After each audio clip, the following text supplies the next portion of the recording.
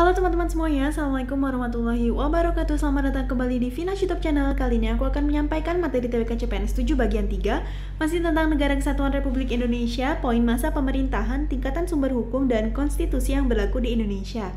Sebelumnya jangan lupa subscribe, comment, and like supaya aku tambah semangat untuk membuat video baru selanjutnya. Ini poin yang kemarin, kita langsung saja ke masa pemerintahan. Di Indonesia sendiri terjadi 3 kali masa pemerintahan. Yang pertama yaitu Orde Lama yang berlangsung antara tahun 1945 sampai 1966 di bawah masa pemerintahan Presiden Soekarno.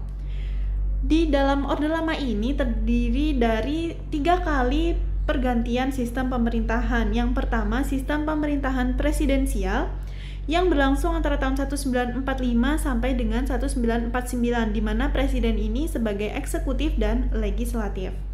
Kemudian yang kedua ada sistem pemerintahan parlementer yang terjadi pada tahun 1950 sampai 1959. Selanjutnya berganti lagi menjadi sistem pemerintahan presidensial pada tahun 1959 sampai 1965, di mana saat itu Soekarno diangkat menjadi presiden seumur hidup dan presiden membubarkan DPR yang dipilih melalui pemilu. Hal ini tentunya sangat bertentangan dengan undang-undang yang berlaku saat itu. Kemudian selanjutnya ada masa Orde Baru yang berlangsung tahun 1966 sampai dengan 1998, di mana di masa Orde Baru ini dipimpin oleh Presiden Soeharto. Masa Orde Baru dimulai dari diberikannya surat perintah 11 Maret atau Super Semar dari Presiden Soekarno kepada Presiden Soeharto. Selanjutnya yang ketiga ada masa pemerintahan reformasi yang berlangsung pada tahun 1998 sampai dengan sekarang. Masa reformasi ini berlangsung mulai dari Soeharto mengundurkan diri, yaitu saat kepemimpinan Baharudin Yusuf Habibie dimulainya. Untuk tingkatan sumber hukum sendiri, di Indonesia ada 7 berdasarkan Undang-Undang Nomor 12 Tahun 2011 tentang pembentukan peraturan perundang-undangan. Teman-teman harus hafalkan ini karena ini sering sekali keluar di tahun 2018 dan 2019 ini keluar soal ini. Yang pertama adalah Undang-Undang Dasar 1945 yang tertinggi, kemudian ada TAP MPR atau Ketetapan MPR, selanjutnya ada Undang-Undang, kemudian ada Peraturan Pemerintah Pengganti Undang-Undang atau Perpu, selanjutnya ada PP atau Peraturan Pemerintah, kemudian ada Kepres atau Keputusan Presiden, dan yang terakhir adalah Peraturan Daerah atau Perda. Nah, untuk konstitusi yang pernah berlaku di Indonesia, yang pertama yaitu Undang-Undang Dasar 1945 yang berlaku pada tanggal 18 Agustus 1945 ketika undang-undang ini disahkan oleh PPKI hingga 27 Desember 1949.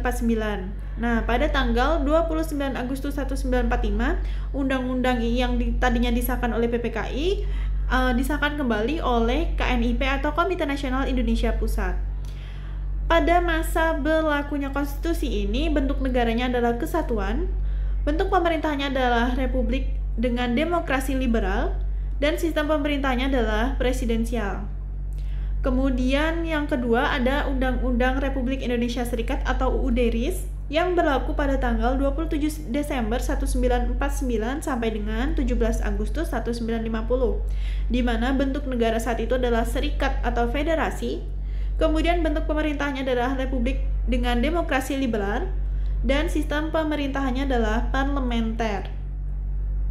Selanjutnya ada Undang-Undang Dasar Sementara yang berlaku pada tanggal 17 Agustus 1950 sampai dengan 5 Juli 1959. Dengan bentuk negara saat itu adalah kesatuan, bentuk pemerintahannya adalah republik dengan demokrasi liberal dan sistem pemerintahannya adalah parlementer. Selanjutnya ada Undang-Undang Dasar 1945 hasil dekret Presiden yang berlaku 5 Juli 1959 sampai tahun 2000. Saat itu bentuk negara adalah kesatuan, bentuk pemerintahnya adalah republik dengan demokrasi terpimpin dan sistem pemerintahan presidensial. Selanjutnya adalah Undang-Undang Dasar 1945 hasil amandemen yang berlaku tahun 2000 hingga sekarang. Bentuk negara saat itu adalah kesatuan, bentuk pemerintahan adalah republik dengan demokrasi Pancasila, kemudian sistem pemerintahnya adalah presidensial. Nah, teman-teman harus hafalin ini juga karena ini juga keluar pada tahun 2018 dan 2019. Demikian video kali ini. Selamat belajar, share jika bermanfaat. Wassalamualaikum warahmatullahi wabarakatuh. Terima kasih teman-teman semuanya.